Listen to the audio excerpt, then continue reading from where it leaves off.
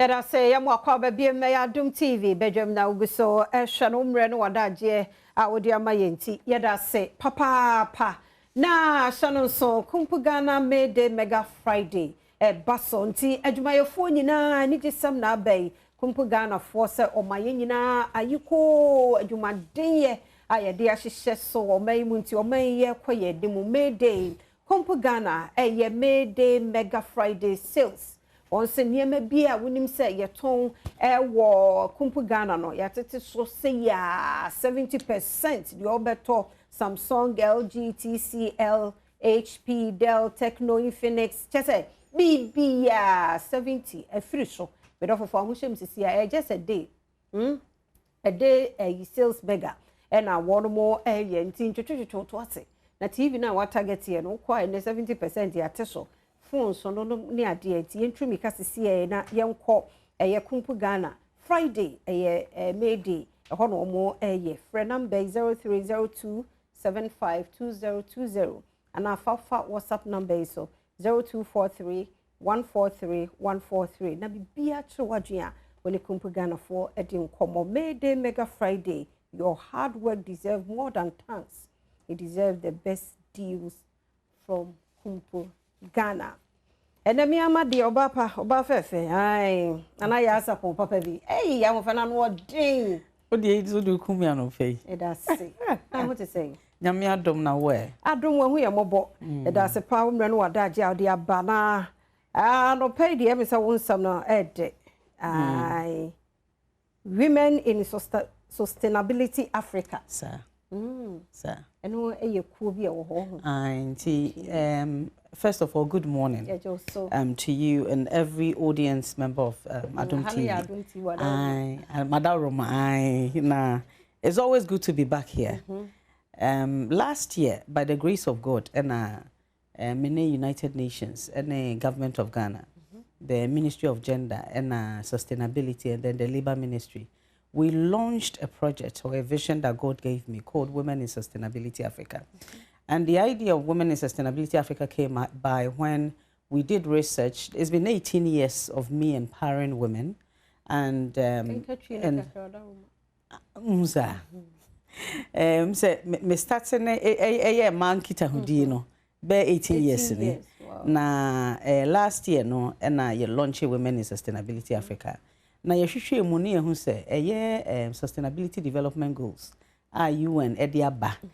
Media ye nyina ye gituma ye hu se ebebo Africa because say ye be the gender inequality gap free ho say be pamo poverty ohia na ya make sure say ye nkola obi akọ school obi atimi didi ne sa ne manama ne nyina ye for Africa but ye hwem ne hu say ye share down fama enre mu mandi mu akotene ene hu say no e wo se de ma ka ho de ma remu dendende ya eno na betimi am close gaps no enye sa anyoma ne nyina beda so awo enti no ne UN for ewo New York kudi nkomo na ye kan ho bom a ye launch ye and so far it's been good. Let say last year me koka UN General Assembly ho represent Africa. A lot of things went on. Me akọ UK House of Lords, UK Parliament and so last month and so the African Women's Health and Wealth Conference. Na this year so September year da ye nima ye General Assembly year be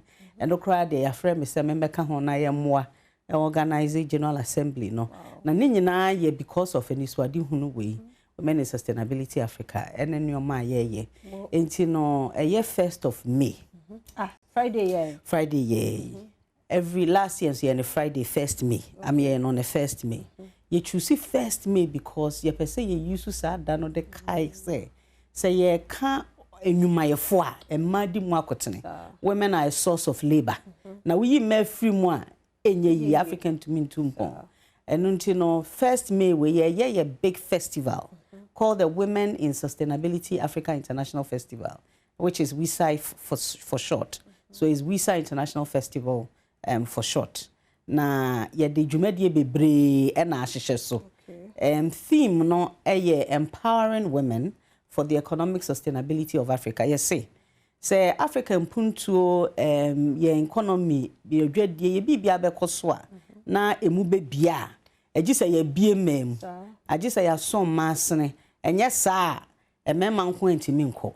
wo se do ema dodo na e wo fom no ye pagya wo mo na yanso ye de Women in Sustainability Africa ade bako a obia de hye yenso ene se ye na empowering women na nye manko a nya ye kan nyina ne se ema nko antimi empower mba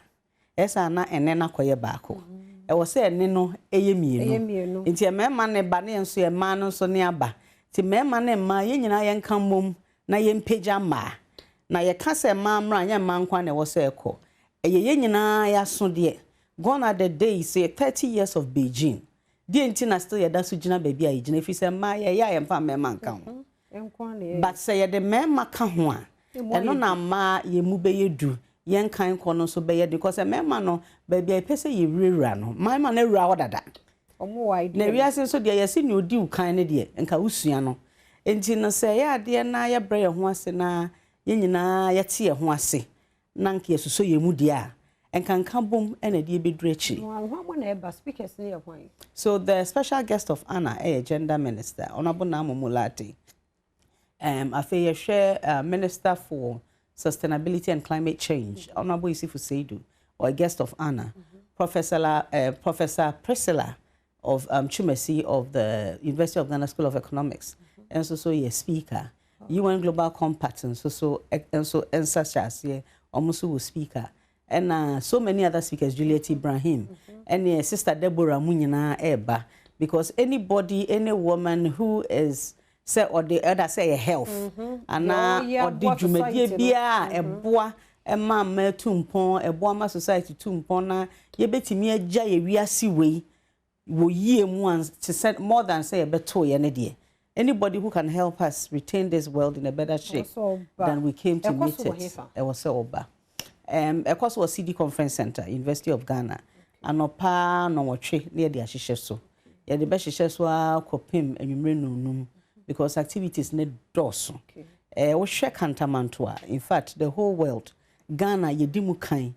Ye nimu kan be challenge ye kra na etosu mi. The whole world war dumping. Say second hand clothes. Boni wewu. Ye na ye di kan na ye tosu mi no dangerous. Enti no obekọ kantamanto no ye bie bill ba so a efa intimi fa nyere. Efa ye waste ansakra na bedru Ghana. Enti ye nsuo mu ana etutugu ye gatas mu na etutugu. Na afa ye ankasa ye ntade nso a ebehye ne waste ni a beton kra no. Na eno so ye de agugu ho a. Enti ye wo nwumakuo ne ankrankra bi a omo nso so akekọ omo sabo mo ten sa waste no entu ntade a yetimi hye. Eno nti no ye be mo nyina opportunity on be exhibit wo ho afa e-sports a game one e was say my ni ba ho e for your youth young people instead say obekwa akoye sakawa bia no obekwa akoye bibia ntene no say e-sports wo don ho join ni a utimi tutu kwan utimi nya sika ewom ni ade ade nti no so ye pese ma ani ba ho na young people ye pese ani ba ho nti e-sports games so ebekoso wo ho performances so wo ho Lali and Lola munyina e performing person mama kwenya na meda ye sponsors ase Saks by Boundary Road ye boutique bi e East Legon omo aso ya sene GH Media so boaye ye wo Shape Healthcare enso so ho Nestle na Absa bank ti ye do munyina ase na meda multimedia so ase any all our media this time the media partners in Kenya in Uganda afi Nigeria ye wo TVC NTA na Zambia Broadcasting Corporation omunyina so promote because this is a Pan-African project we nye Ghana project Pan-African nti ye wo speakers ni bi free Philippines bi free Turkey omunyina ba adwoa chum adwoa ejeyi ono wo Washington DC omunyina ba omunyina public now etimi abe part free obi atimi ba Cedi Conference Center University of Ghana utimi ba eno ane say yes rest obe register enti wo call your website www.womeninsustainabilityafrica.org no one register bibi che wadwuna pese wo friends wa number na ye 0207 331444 0207331444 and ofra na ye ne wo edinkita ho afi wo pese wo so yasene wo sponsor wo boa in anywhere eno so yebeda wase yeda se papa enti yemfa osi yeda se dana ya support no founder and president Women in Sustainability Africa International na yete no kana mayemfie ho nyim na udi onim bia through ho nso ekwan bebie de ama wo ideas bi wo bibi kokodi nim de bi free ho fia day May Day ya first was Cedi house mba Cedi conference center aha now so into me well na Franco Trading Enterprise ni ene wo pass bia phones ho ne bia na Franco Trading Enterprise phones papa won fie ne ho Nokia, Samsung, iPhone, smart TVs, Franco air condition, chef freezers and refrigerators, washing machine, microwave, blender, generator, gas, and electric stove, CCTV cameras. So be here be so office if ye a sorry baby what to be the abo ho e ban. Ko Franco ho na kwaji sa ne main na bi. One more atete so. For 0246422338 and 0555939311 and 0302225651. Franco Trading Enterprise. Still phones. Papa fie ene ho. Kel Choco toothpaste so eni so bo wanum no se ho ban efri kaka ene eno mo nka ho Choco na ye hwa na ye ditwi ese bo no ayi no say I am digital so what I say they are afraid do to ditwi osia enka bia enim ma wo se ne fita kama fefe nkra from 6 years going to me used to Kel Choco toothpaste no ebi etimi ditwi wo no mo ese mesro ko ye artificial bia used to Kel Choco toothpaste now se no enye clear way free Samara Company Limited for ho ena aba 0246864798 0246864798 and 0501454462 Kel Choco toothpaste happy smile hada brema kwan na ye de sie me de afia amankwa tamaklo the fantido mambo atma ay krado ho sepe etoso